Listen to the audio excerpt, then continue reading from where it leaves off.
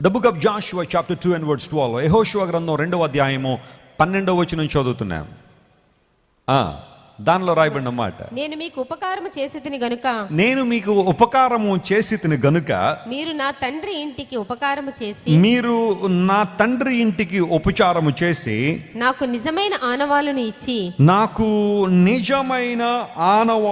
ఇచ్చి నా తండ్రియు నా తల్లియు నా అన్నదమ్ములను నా అక్క చెల్లెండ్రును వారికి కలిగి ఉన్న వారందరూ చావకుండా బ్రతుకనిచ్చి రక్షించునట్లుగా దయచేసి యెహోవా తోడని ప్రమాణము చేయుడనెను.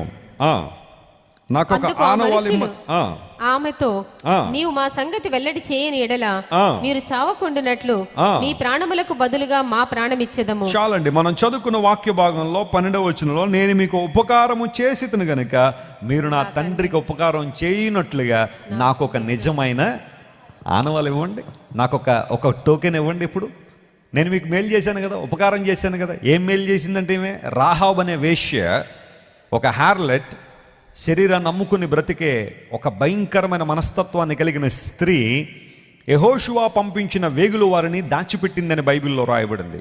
సో షిత్తీము నుండి పంపించాడు యెహోషువ గారు, బాబు మీరు వెళ్ళండి, ఒకసారి ఎరుకోని చూసి రండి, ఏంటి దాని సంగతి ఏంటి, దాని ఎరుకో పరిస్థితులు ఏంటి ఒకసారి చూడండి, మనం దాన్ని జయించాలి కదా. ఎరుకో పట్టణాన్ని మొదటగా స్వాధీనం చేసుకోవాలి, ఎందుకంటే యొర్దాను దాటిన తర్వాత ఫస్ట్ సిటీ అదే అనమాట, ఎరుకో పట్టణం. దాన్ని సాధించిన తర్వాత లేదా జయించిన తర్వాత మిగతా ప్రాంతాలకు వెళ్ళాలి. ఎగ్జాంపుల్గా చెప్పాలంటే, మన వెస్ట్ గోదావరి నుండి వస్తున్నప్పుడు గోదావరి దాటగానే మనకు వచ్చే మొట్టమొదటి పట్టణం ఏంటనమాట, రాజమండ్రి. అంటే నది దాటగానే ముందు రాజమండ్రి వస్తుంది, ఆ తర్వాత సామర్లకోట, కాకినాడ, మిగతా ప్రాంతాలు. ఇప్పుడు రాజమండ్రినే జయించలేకపోతే ఆ లోపల ఉన్న ప్రాంతాలు మనం జయించలేం. కాబట్టి ఒకసారి ఆ పట్టణం ఎంత ఉంది, ఏంటి సంగతి, లోపల ఎవరున్నారు, ఇలాంటి విషయాలన్నీ కూడా వేగు చూసిరండి, స్పైస్ని పంపించాడు. సో వాళ్ళిద్దరూ వచ్చారు. వచ్చిన తర్వాత వాళ్ళు గబగబ వెళ్ళి రాహాబ్ అనే వేశ్య ఇంటికి వెళ్ళారు. సర్వసాధారణంగా రాహాబు యొక్క జీవితం ఎలాంటిదంటే, ఆమె పాప జీవితంలో బ్రతుకుతుంది కాబట్టి ఆమె యొక్క ఇల్లు ఆ ఎరుకో గోడ మీదే, ప్రాకారపు గోడ దగ్గరే ఉందట. యాత్రికులు, బాటసారులు అందరూ కూడా ఎక్కువగా ఆకర్షించబడ్డానికి కారణం అక్కడ ఉంటాయి. సో కొన్ని పుస్తకాల్లో చదవడం ద్వారా తెలిసేవే, చాలా వేశ్యాగృహాలు ఎక్కడెక్కడ ఉంటాయో తెలుసా, బస్ కాంప్లెక్స్ల దగ్గర, రైల్వే స్టేషన్ల దగ్గర. ఎందుకు ఉంటాయంటే, బాటసారులు ఎక్కువగా వస్తుంటారు కాబట్టి అలాంటి వారిని ఎరైయడానికి ఉపయోగిస్తారు.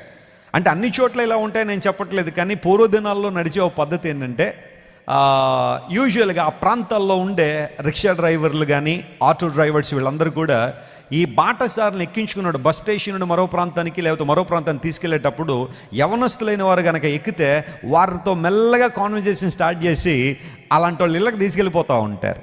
అలా చాలా జరుగుతూ ఉంటాయి. ఈ విషయాల్లో చాలా జాగ్రత్తగా ఉండాలి. నేను విజయవాడలో ఒకసారి ట్రైన్ దిగి బస్ కాంప్లెక్స్కి వెళ్తా ఉన్నా, గండేపల్లి అనే ప్రాంతంలో మీటింగ్స్కి వెళ్ళాలి.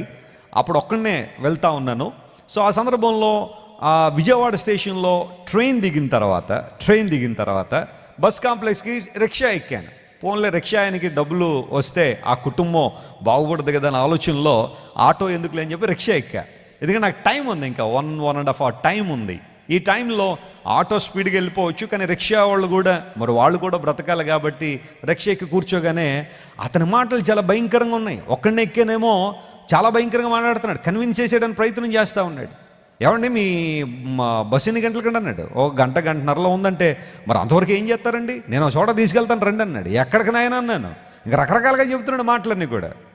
నువ్వు త్వరగా తిన్నగా బస్ స్టేషన్ తీసుకెళ్ళకపోయి ఉంటే పోలీసుకి కంప్లైంట్ ఇస్తానన్న, తీసుకెళ్ళి దింపేసాడు. కొన్ని సందర్భాల్లో పరిస్థితులు ఎలా ఉంటాయంటే, ఆనాడు రాహాబ్ అనే వేశ్య కూడా ఎరుకో ఎంట్రన్స్లోనే తన ఇల్లు పెట్టుకున్నప్పుడు యూజువల్గా వీళ్ళొక బాటసారులుగా వచ్చి, స్పైస్ కదా, ఆ ఇంట్లోకి వెళ్ళిపోయారు. పాపం చేయాలని కాదు, కానీ కొంచెం వారు పరిస్థితులు అవగాహన చేసుకోవాలనే ఆలోచనలో, అంత మాత్రమే కాకుండా వారు కొంత ఇన్ఫర్మేషన్ కూడా ఇవ్వడానికి సిద్ధపడుతుండేవారు కాబట్టి వెళ్ళారు. ఈ లోపల ఎరుకో రాజుగారికి వర్తమానం వచ్చింది, ఎవరో వచ్చారట, పరదేశులు, ఫారినర్లు ఎవరో వచ్చారట, ఏంటి సంగతి అని పంపించేసరికి ఈమెకి అర్థమైపోయింది, రాజుగారికి వర్తమానం వెళ్ళిపోయింది, మనుషులను పంపించాడు, సైనికులు పంపించాడు అని చెప్పి వీళ్ళిద్దరిని తీసుకెళ్ళి మిద్దె మీద దాచిపెట్టిందట. దాచిపెట్టిన తర్వాత వాళ్ళు వచ్చి అడిగారు, అమ్మ వచ్చారంటే వచ్చిన మాట వాస్తవేనండి, కానీ వాళ్ళు వెళ్ళిపోయారండి మరలా అని చెప్పి పంపించేసిన తర్వాత అప్పుడు చెబుతుంది వాళ్ళతో, మేము మీ దేవుడి గురించి విన్నాం. ఆయన ఎర్ర సముద్రాన్ని పాయలు చేసినప్పుడు, అద్భుతాలు చేసినప్పుడు, దేవుడు మిమ్మల్ని అందరినీ 40 సంవత్సరాలు ఏ విధంగా అరణ్యంలో నడిపించాడో, అమ్మోనీయుల రాజులు, మోయాబీల రాజులు అలాంటి వారి మీద దేవుడు మీకు ఎలాంటి విజయాన్ని ఇచ్చాడో మేము విన్నాం. ఆ విన్నప్పుడు మా గుండెలు కరిగిపోయాయి. అండ్ ఐఎమ్ ష్యూర్ మీరు వచ్చారంటే ఏదో ఒక పని ఇక్కడ జరుగుతూనే ఉంది. ఆ పని ఎరికో పట్టణాన్ని స్వాధీనం చేసుకోవడానికి వచ్చారు. కాబట్టి దయచేసి నన్ను, నా కుటుంబాన్ని స్పేర్ చేయండి. Please spare our family. మా కుటుంబాన్ని కాపాడండి. నేను మీకు ఉపకారం చేశాను, వాళ్ళని డైవర్ట్ చేసి పంపించేశాను, మీ ప్రాణాలు నిలబెట్టాను కనుక నా ప్రాణాలకు మీరు నిలబెట్టండి. నేను చేసిన ఉపకారానికి బదులుగా మీరు నాకు ఉపకారం చేయండి. నా జీవితం మంచిది కాదు, నా బ్రతుకు మంచిది కాదు, అయినా నేను మీ దేవుడి గురించి విన్నాను, మీకు మేలు చేశాను కాబట్టి నాకు కూడా మేలు చేయండి అని రాహాబు ఒక ఒడంబడికలోనికి, ఒక నిబంధనలోనికి వచ్చి వాళ్ళు అడిగింది, నాకు ఒక సైన్, ఒక టోకెన్ ఇవ్వండి. మీరు నేడో రేపో ఎప్పుడైనా ఎరుకో పట్టణాన్ని కనుక జయిస్తే నన్ను, నా కుటుంబాన్ని దయచేసి స్పేర్ చేయండి అని అనగానే వాళ్ళకి అది రీజనబుల్గా అనిపించింది. వెంటనే ఒక ఎర్రని దారం వాళ్ళ దగ్గర ఉంటే ఆ ఎర్రని దారం తీసి ఆమెకిచ్చి, అమ్మా, మేము ఎరుకో పట్టణాన్ని నాశనం చేసే ఆ రోజు మా నాయకుడని యెహోషువ నాయకత్వంలో ఖచ్చితంగా మేము వస్తాం, మా దేవుడు ఖచ్చితంగా ఈ ప్రాంతం మీద మాకు విజయాన్ని ఇస్తాడు. అలాంటి సందర్భంలో నువ్వు ఏ ఇంటిలో అయితే ఉంటావో ఆ ఇంటికి ఎర్రదారాన్ని కట్టు.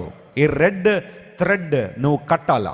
అలా కట్టినప్పుడు ఆ ఇంటిలో ఎంతమంది ఉంటారో మాకు అనవసరం, ఎంతమంది ఆ ఇంటి లోపల ఉంటారో మాకు అనవసరం, కానీ మేము చెబుతున్నాం, ప్రామిస్ చేస్తున్నాం, ఆ ఎర్రని దారం ఉన్న ఆ ఇంటిలో ఉన్న వాళ్ళందరూ రక్షింపబడతారు. దేవుని నామమున స్తోత్రం కలుగును గాక. They get saved. కారణం ఆ లోపల ఉన్న వాళ్ళు చదువుకున్న వాళ్ళని కాదు, ఆ లోపల ఉన్నవాళ్ళు చాలా గొప్ప మతానికి చెందిన వాళ్ళని కాదు, ఆ లోపల ఉన్నవాళ్ళు గొప్ప కులానికి చెందిన వారని కాదు, ఆ లోపల ఉన్నవాళ్ళు చాలా చాలా ఉన్నతమైన స్థితిలో కోట్ల కొలది ధనాన్ని, భూములు, పొలాలను, ఆస్తులు, అంతస్తులు కలిగి ఉన్నారని కాదు.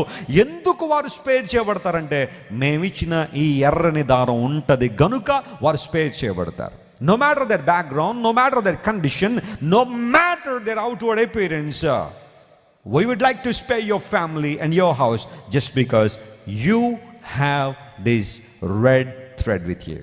ఈ ఎర్రని ద్వారం, ఈ ఎర్రని దారము నీ ఇంటికి కడుతున్నావు, కిటికీ కడతావు కాబట్టి మేము ఆ ఇంటిని స్పేర్ చేస్తాం. What a good news! ఎంత అద్భుతమైన శుభవార్త అది. అంటే ఇప్పుడు ఎర్రని దారం ఇవ్వబడింది ఆమెకి.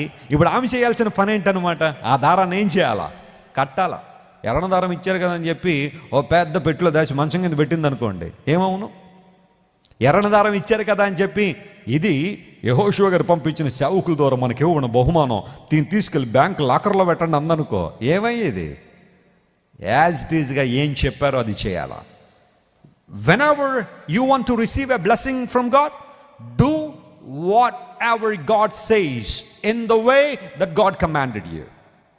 దేవుని ఆశీర్వాదాలు కావాలనుకున్న ప్రతి ఒక్కడు కూడా దేవుడు ఏం చెప్పాడో అలాగే చేయాలి. దేవుని స్తోత్రం చెప్పండి, హల్లెలూయా. మనం ఏం చేస్తాం తెలుసా? దేవుని మాటలు కొని తీసుకుంటాం, పక్కింటి పిన్ని గారి మాటలు కొని తీసుకుంటాం, ఎదురుండి పెద్దమ్మ గారి మాటలు కొని తీసుకుంటాం, ఆ మాటలు ఈ మాటలు తీసుకుని మొత్తం మిక్సీ కొట్టేసి నాకెందుకు మేలు జరగట్లేదండి. జరగదు. ఎందుకోసం అంటే నువ్వు దేవుని మాటలను డైల్యూట్ చేసి పడేసావు, ఆ మాటలను మిగతా మాటలతో కలిపేశావు. Do whatever the Lord says. ఎర్రని దారం కిటికీ కట్టమ్మా అన్నారు, కట్టేసింది. మీరు యెహోషువ గ్రంథం 6వ అధ్యాయం మీరు చదివితే ఇచ్చిన మాట నిలబెట్టుకున్నాడు యెహోషువ. మీరు ఏదో ఒక ఇంటికి ఎర్రని దారం ఇచ్చారు కదా బాబు, మనం ఎరుకో ప్రాంతాన్ని వచ్చాం, జయించేసాం, దేవుడు ప్రాకారాలన్నీ కూల్చేశాడు, ఇప్పుడు మన పని వారి మీద విజయం సాధించడం. అయితే యెహోషువ ఎంత మంచోడో చూడండి, ఇచ్చిన వాగ్దానం నెరవేర్చడానికి త్వరపడుతున్నాడు. ఎర్రని దారం ఏ ఇంటికైతే ఉందో ఆ ఇంటిని వదిలేయండి అన్నాడు. ఇక్కడ మంచి మాట చెబుతాను చూడండి, నరమాత్రుడైన యెహోషువయే ఇచ్చిన మాటకు అంతగా కట్టుబడితే సృష్టికర్త నా దేవుడు సర్వశక్తుడు ఇచ్చిన మాటకి ఇంకెంత కట్టుబడతాడు ఆలోచించాను. Our God is great. యెహోషువయే తను ఇచ్చిన మాటకు అంతగా కట్టుబడి నేనిచ్చిన మాట ఆ వారి జీవితంలో నెరవేరుస్తానని అంతగా కట్టుబడి తన మాట మీద నిలబడితే hour God is super natural God. Our God is the one who created heavens and earth. And all the invisible things and visible things were created by him. దేవుని ద్వారా సమస్తము చేయబడినది. ఆయన సమస్తాన్ని కలుగు చేసిన వాడు. కలిగి ఉన్నది ఏది ఆయన లేకుండా కలుగలేదు. అసాధ్యమైనది ఏది ఆయనకి లేదు అని లేఖనాలు సెలవిస్తున్న రీతిగా గొప్ప దేవుడు, మహోన్నతుడు, ఆశ్చర్యకరుడు, అద్భుతాలు చేయడంలో మంచి దేవుడు. ఆ దేవుడు ఇచ్చిన మాటను మర్చిపోతాడని ఎందుకు అనుకుంటున్నావు? When God says, put the mark of blood of Jesus on your life and you will be saved.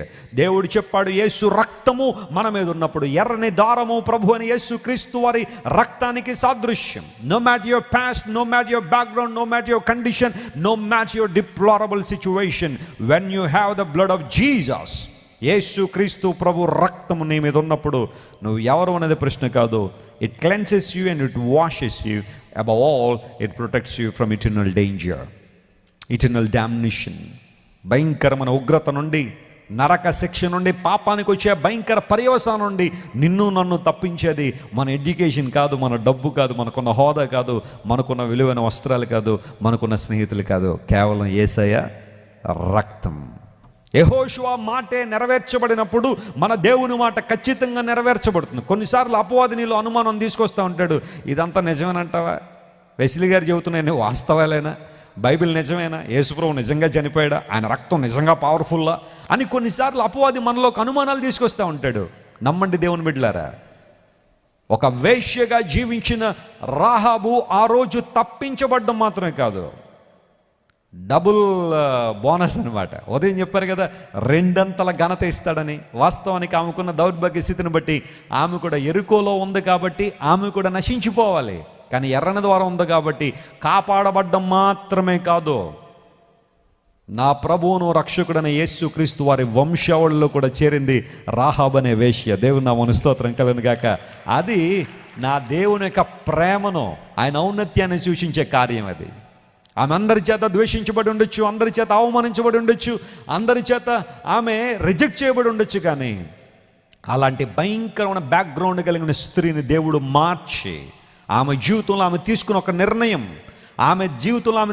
నిర్ణయం, నాకు ఒక ఆనువాలు ఇవ్వండి, నేను కాపాడబడాలని కోరుతున్నాను. I want to be saved, I want to be protected, I want to be secured అని అడిగింది. కాబట్టి ఆమె తప్పించబడ్డం మాత్రమే కాకుండా యేసు క్రీస్తు ప్రభు యొక్క వంశావళిలో ఆమె ఏం చేసింది? చేరింది. What a great god we are serving tonight. నిజమైన ఆనవాలు ఎర్రని దారం యేసు ప్రభు రక్తానికి సాదృశ్యం.